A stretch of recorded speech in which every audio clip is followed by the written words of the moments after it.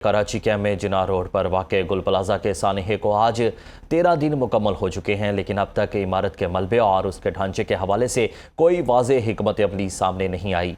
पंजाब ने आई forensic team ने काम मुकम्मल कर लिया है और ज़राए के मुताबिक माहिरीन ने प्लाजे से मुख्तलिफ नमूने और शवाहिद भी इकट्ठे किए हैं। तजिए के बाद हतमी रिपोर्ट जारी की जाएगी। फोरेंसिक माहिरीन जदीद आर्ट्स एंड टेक्नोलॉजी की मदद से ये तहकीकात कर रहे हैं। जदीद साइंसी तरीकों की मदद से मजीद 12 अफराद की बाक़ियात की तस्दीक कर ली गई है। आपको अपडेट कर रहे हैं कि कराची के एम ए जिना रोड पर वाक़े गुल प्लाजा के सानहे को आज 13 दिन मुकम्मल हो चुके हैं, लेकिन अब तक इमारत के मलबे और उसके ढांचे के हवाले से कोई वाज़ेह हिकमत अमली सामने नहीं आई है। पंजाब से आई फोरेंसिक टीम ने काम मुकम्मल कर लिया है, जबकि ज़राए के मुताबिक ये भी बताया जा रहा है कि माहिरीन ने प्लाजे से मुख्तलिफ नमूने और शवाहिद भी इकट्ठे किए हैं और तजिए के बाद खत्म रिपोर्ट जारी की जाएगी। फोरेंसिक माहिरीन जदीद आर्ट्स एंड टेक्नोलॉजी की मदद से तहकीकात कर रहे हैं और मजीद डिटेल्स जान लेते हैं आसिफ अली सैयद से। जी आसिफ, बताइएगा ताज़ा तरीन क्या सूरत हाल है वहाँ पर? बिल्कुल, पंजाब से जो फॉरेंसिक की टीम आई हुई थी, urban research and search force के नाम से ये एक काम कर रहे थे यहाँ पे माहिरीन। यहाँ सिंध पुलिस की फॉरेंसिक यूनिट है, वो इनकी मावनत कर रहा था। इन्होंने यहाँ से जो नमूने जमा किए थे वो लेकर यहाँ से रवाना हो गए हैं। अब ज़राए हमारे बता रहे हैं कि ये जब इनकी रिपोर्ट आएगी हतमी, उसके बाद इसमें तयन किया जाएगा कि ये आग लगने की असल वजह क्या थी, और अगर आग लगाई गई है मुमकिन तौर पर या मुबैना तौर पर, तो उसमें क्या चीज़ इस्तेमाल हुई है, कौन सा केमिकल इस्तेमाल हुआ है। इसके अलावा ओवरऑल सूरत हाल ये है कि यहाँ पर काम मुस्तकिल बंद पड़ा हुआ है। मशीनें जो हैं मलबा उठाने वाली वो खड़ी हुई हैं और अभी तक ये फैसला नहीं हो सका है कि इस इमारत को गिराना है या इसी को बनाना है। जबकि आज जो इस वाक़े में जुलस कर जहाँ भाग हुए थे उसमें से 12 मज़ीद अफराद की शनाख्त हो गई है और 5 अफराद की मैयतें जो हैं आज ईदी होम से वर्सा के हवाले कर दी गई हैं।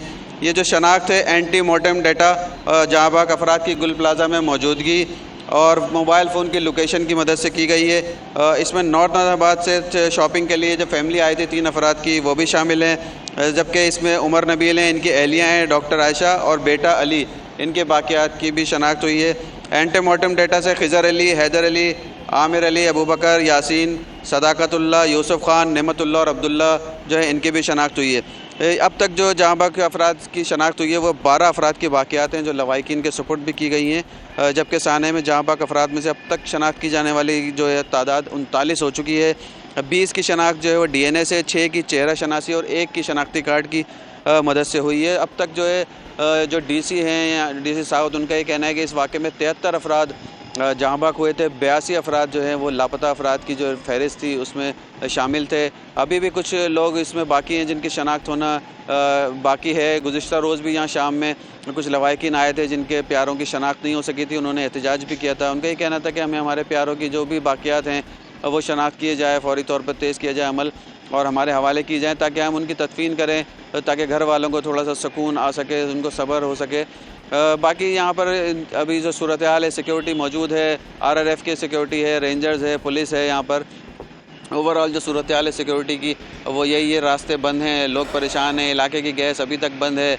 जो गुल प्लाजा के सामने वाले जो प्लाजा है उसके अंदर जो दुकानें हैं, बहुत सारी दुकानें हैं, 50 के करीब तकरीबन, वो मुस्तकिल बंद हैं। 13वां रोज़ है आज इस आग लगने के वाक़े को।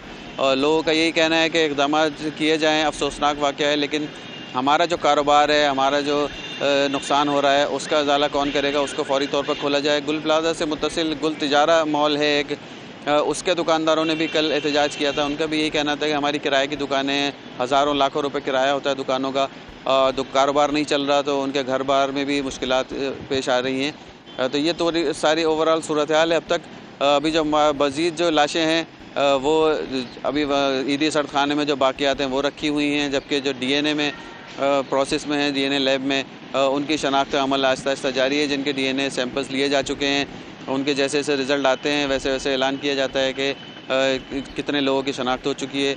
जबकि DC साउथ ऑफिस में नादरा की वैन यहाँ पर मौजूद है। जो जहाँ भाग अफराद हैं उनके लवाहिकीन के कानूनी वर्सा का तयन करने के लिए यहाँ पर FRCs बनाने का काम भी जारी है। 20 से ज़ायद फैमिलीज़ की अब तक बताया जाता है नादरा हुक्काम की जानिब से कि FRCs बना ली गई हैं और जो जिनकी FRC बन जाती है उनको फिर इमदादी चेक के लिए मुकाम बताया जाता है। फिर वहाँ जाकर उनको उस मुकाम पर जाके फैमिली यहाँ से इमदादी चेक वसूल करती है। जो हुकूमत की जानिब से ऐलान किया गया था।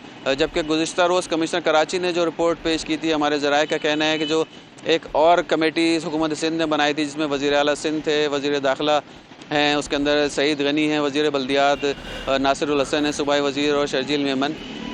इन सब ने जो है इस सारे वाक़े पर उसका इज़हार किया है अदम एतमाद का। उन्होंने कहा है कि इस रिपोर्ट पर मुकम्मल इत्मीनान नहीं है उनको, और हो सकता है कि इस वाक़े की वज़ीर आला सिंध से ये कहा जाएगा कि इस वाक़े की जुडिशल इंक्वायरी के लिए हुकूमत से कहा जाए, और इस वाक़े की जुडिशल इंक्वायरी कराने का भी इम्कान है। जी बिल्कुल सही आसिफ, आपने बड़ा तफसीलन आगाह किया। ये बताइएगा कि जिन अफराद के बारे में आपने बताया कि उनकी वाक़यात ताहाल उनकी शनाख्त नहीं हो सकी, उनकी तादाद कितनी है और उनकी शनाख्त में किन मुश्किलात का सामना है, और दूसरी जानिब जो इस प्लाजे के अगर स्ट्रक्चर की बात करें तो पहले से कोई इसके हवाले से कोई हिकमत अमली वाज़े तौर पर यहाँ पर मौजूद थी, कोई सर्टिफिकेशन थी इनके पास तमाम हवाले से क्लियरेंस की?